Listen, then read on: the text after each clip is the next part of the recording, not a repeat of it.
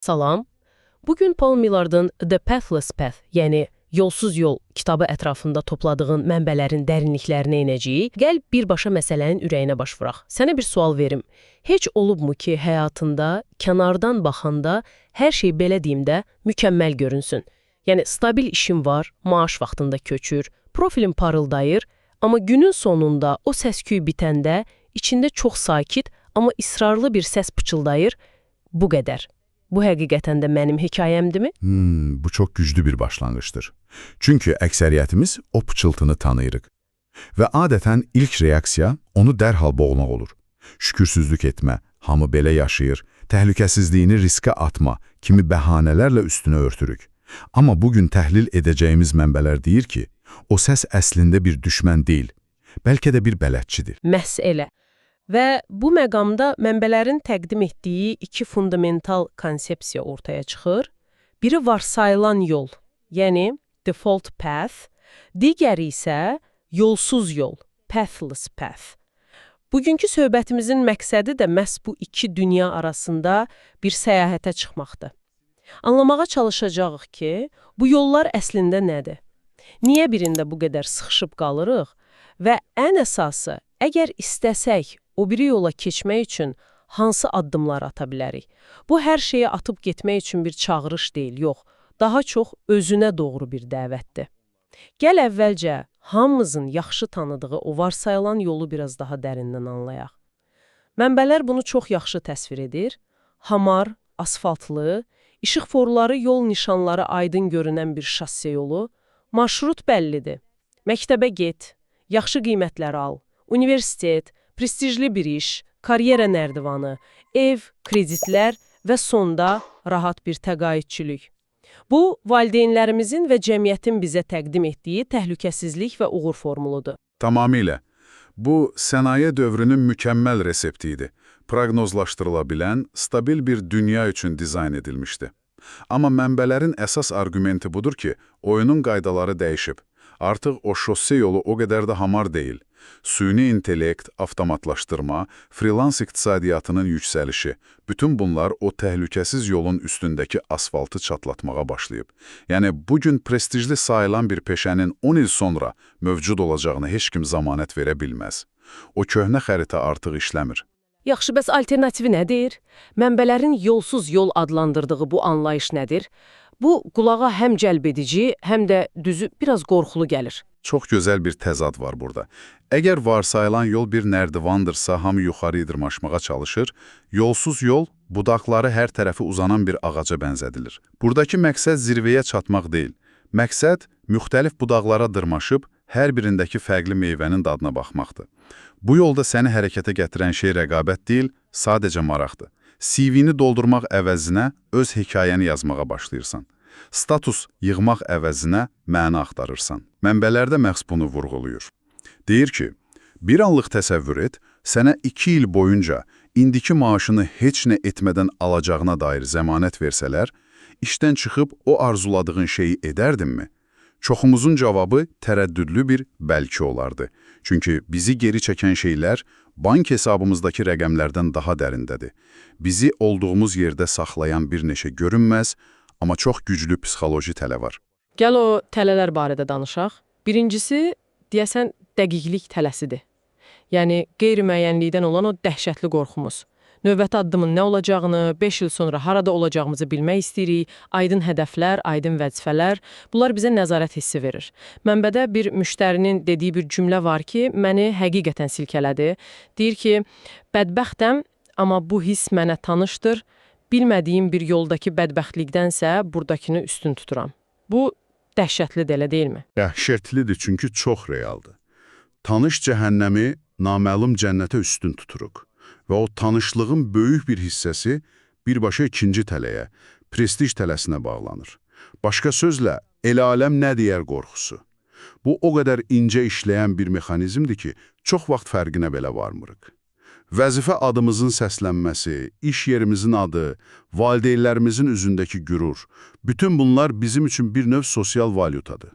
Yəni, biz əslində işin özünü deyil, onun bizə qazandırdığı o statusu sevirik? Çox vaxt belə olur. Mənbələr deyir ki, biz işin bizə verdiyi prestiji işə olan həqiqi sevgimizdən səhv salırıq.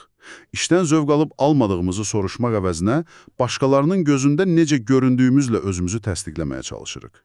Varsayılan yolun əsas sualı budur. Başqaları məni necə görür? Yolsuz yol isə güzgünü sənə tərəf çevirir və soruşur, bəs sən özünü necə görürsən? Bu o qədər çılpaq və ağır bir sualdır ki, çoxumuz ondan qaçmaq üçün hər şey edərik. Və bu tələlərin yanında bir də başımızın içindəki o səs var. Mənbələr onu səssiz zorba adlandırır, o etməliyəm mənliyi. Hər birimiz o səsi tanıyırıq. Bu qədər il oxumusan, indi peşəni dəyişəcəksən, bu işdən çıxsan, o kreditləri necə ödəyəcəksən, bu yaşda risk etmək ağılsızlıqdır. O səs o qədər məntiqli və qayğıkeş səslənir ki, sanki bizi qorumağa çalışır. Zələ, onun əsas məqsədi bizi təhlükəsizlikdə, yəni tanış mühitdə saxlamaqdır. Amma əslində bizi böyüməkdən, kəşf etməkdən və həqiqətən yaşamaqdan saxlayır. Daha böyük mənzərəyə baxsaq, problem bizim işi həyatımızın bir parçası olmaqdan çıxarıb bütün kimliyimizə çevrilməyimizdir. Kimsə bizdən nə işlə məşğulsan soruşanda, filan şirkətdə menecerəm deyirik. Nə etdiyimizlə kim olduğumuzu eyniləşdiririk. Varsayılan yol bizə öyrədir ki, iş pul üçün dözülməli olan bir zərurətdir. Yolsuz yol isə fərqli bir perspektiv təklif edir. İş sənin kimliyinin tamamı deyil, sadəcə onun mənalı bir ifadəsi, bir sənət forması ola bilər. Yaxşı, bu diaqnoz çox aydındır. Tələləri anladıq, bizi nəyin geri çəkdiyini gördük. Bu insanı biraz ümidsizləşdirə bilər. Deyəsən hər tərəfimiz görünməz divarlarla hörülüb. Bəs çıxış yolu haradadır? Mənbələr bütün həyatımızı bir gündə alt-üst etməyi təklif etmir yəqin ki. Qətiyyən, əslində tam əksini təklif edir. Ən böyük yanlış anlamalardan biri budur ki, yolsuz yola keçid böyük, dramatik bir sıçrayış tələb edir. İstefamı verdim, sabah Taylandda kokos satacağım hekayəsi kimi. Amma yox, əslində bu yüzlərlə, bəlkə də minlərlə kiçik sınaqdan ibarət olan tədrici bir kəşf prosesidir. Mənbədəki bənzətmə çox yerindədir. Həyatını böyük bir investisiya ilə qurmaq əvəzinə onu kiçik prototiplərlə dizayn et. Prototip kimi dizayn etmək. Bu maraqlı səslənir. Yəni, böyük bir risk etmədən əvvəl kiçik bir test keçirmək kimi. Praktikada bu necə görünür? Gəl bir neçə konkret nümunəyə baxaq. Məsələn, düşünürsən ki, məsləhətçi olmaq sənin üçün maraqlı ola bilər. Böyük addım nədir? İşdən çıxıb şirkət qurmaq. Kiçik sınaq nədir? Həftə sonu bir dostunun layihəsinə heç bir ödəniş almadan kömək etmək. Və ya başqa bir şəhərə köçmək istəyirsən. Böyük addım, evini satıb ora köçmək. Kiçik sınaq, 2 həftəlik məzuniyyət götürüb orada turist kimi yox, yerli sakin kimi yaşamaq. Marketə getmək, ictimai nəqliyyatdan istifadə etmək. Sahibkar olmaq istəyirsən, bütün əmanətini bir işə yatırmaq əvəzinə sadəcə bir müştəriyə xidmət göstərəcək qədər kiçik başla. Vay, bu bütün təzyiqi insan üzərindən götürür. Çünki bu sınaqların demək olar ki, heç bir riski yoxdur. Ən pis halda nə ola bilər ki? Bir həftə sonunu itirərsən, amma əvəzində çox dəyərli bir məlumat əldə edərsən. Yəni, bu işin, bu şəhərin, bu həyat tərzinin sənə uyğun olub-olmadığını öyrənərsən. Məsələ. Risk sıfıra yaxındır, amma öyrənmə potensialı sonsuzdur. Və bu, o başımızdakı zorba səsini susturmağın ən yaxşı yoludur. Çünki o səs həmişə ən pis ssenariləri fısıldayır. Ya alınmazsa, ya rəzil olsan. Yaxşı, bəs hətta bu kiçik addımları atmaqdan belə bizi çəkindirən o dərin qorxunu necə idarə edə bilərik? O, ya alınmasa sualına necə cavab verməli? Bax, bunun üçün mənbələr çox konkret və praktik bir alət təklif edir. Tim Ferris'in məşhur qorxu müəyyənləşdirmə məşqi. Bu, qorxunu havada uçuşan bir kabus olmaqdan çıxarıb, onu kağız üzərində konkretləşdirən bir prosesdir. 3 sadə addımdan ibarətdir. Birincisi, bir vərəq götürüb sual verirsən. Bu addımı atsan baş verə biləcək ən pis şeylər nədir? Və bütün o dəhşətli senariləri işsiz qalmaq, pulsuz qalmaq, başqalarına sənə gülməsi bir-bir detallı şəkildə yazırsan. Bu, biraz qorxuducu səslənir. Qorxularının birbaşa üzərinə getmək kimi. Elədir. Amma ikinci addım hər şeyi dəyişir. Hər bir pis senarinin qarşısında özünə sual verirsən. Əgər bu baş versə, vəziyyəti düzəltmək və ya ən azından zərəri minimuma endirmək üçün nə edə bilərəm?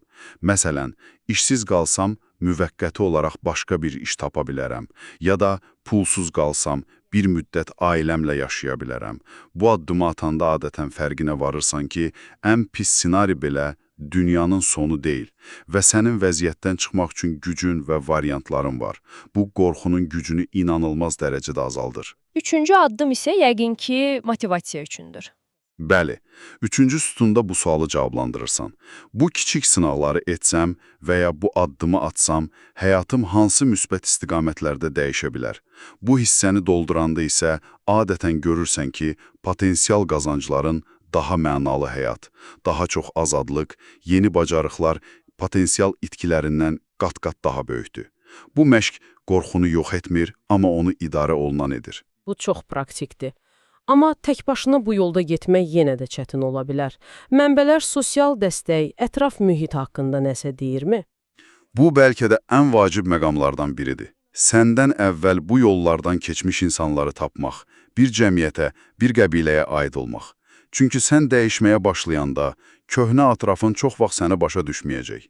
Sənin üçün narahat olacaqlar, səni düzgün yola qaytarmağa çalışacaqlar. Niyyətləri yaxşıdır, amma bu səni ləngidə bilər. Sənə lazım olan şey, sənin yeni yolunu görəndə, bu nədir, dəlilikdir, demək əvəzinə, çox maraqlıdır, gəl bir danış görək deyən insanlardır.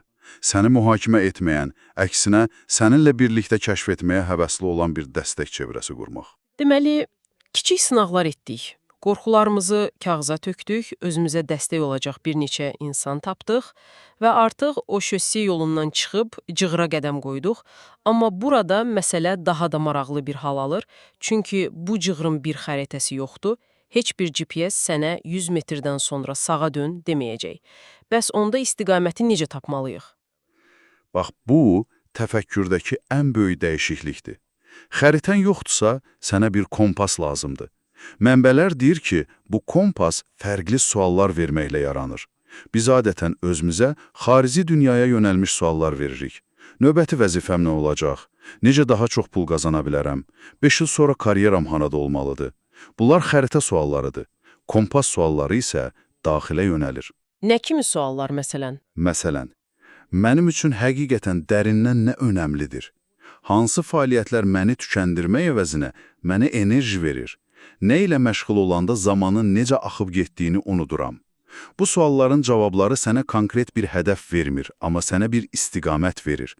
Artıq həyatını azadlıq, yaradıcılıq, insanlara fayda vermək kimi dərin dəyərlərin ətrafında qurmağa başlayırsan. İstiqamətini xarici hədəflər yox, daxili dəyərləri müəyyən edir. Və yəqin ki, o daxili səsi, o kiçik işarələri dinləməyi öyrənirsən. Tam olaraq. Mənbələr bunu kiçik ipucları adlandırır. Bəzən bir dostunla etdiyin söhbət səndə bir qığılcım yaradır. Bəzən başladığın yeni bir hobbi bütün dünya görüşünü dəyişir. Bəzən sadəcə bir layihə üzərində işləyəndə ürəyinin daha sürətlə döyündüyünü hiss edirsən. Bax, bunlar sənin daxili kompasının əqrəbinin titrəmələridir. Onları görməzdən gəlməyə əvəzinə, onlara doğru kiçik bir addım atmaq bütün hekayəni dəyişə bilər. Bütün bunlar onu göstərir ki, bu yol rahat bir yol deyil. Qeyri-müəyyənliklə, narahatlıqla barışmağı tələb edir. Bu, çoxları üçün çətindir. Biz narahatlığı bir problem, bir səhv siqnalı kimi qəbul etməyə öyrəşmişik. Amma yolsuz yol təfəkkürü deyir ki, narahatlıq böyümənin ayrılmaz bir hissəsidir.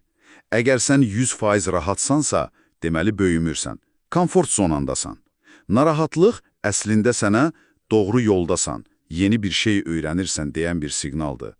Bu narahatlığa baxmayaraq addım atmağa davam etdikcə, qəribə bir şey baş verir, özünə inamın artır. Amma bu, mən bacararam tipli boş bir motivasiya deyil. Bu, daha dərin bir inancdır. Gələcəkdə nə olacağını bilmirəm, amma nə olursa olsun, bir yolunu tapacağıma inanıram. Hər addımda yolumu taparam deyə bilmək, bu əsl azadlıqdır. Beləliklə, gəl bir ümumiləşdirmə aparaq.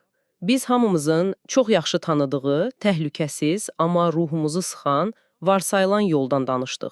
Sonra isə onun alternativi olan, xəritəsiz amma maraq və məna ilə dolu yolsuz yolu kəşf etdik. Sonra bizi o köhnə yolda saxlayan görünməz tələləri, dəqiqlik, prestij və daxilimizdəki tənqidçi səs ifşa etdik.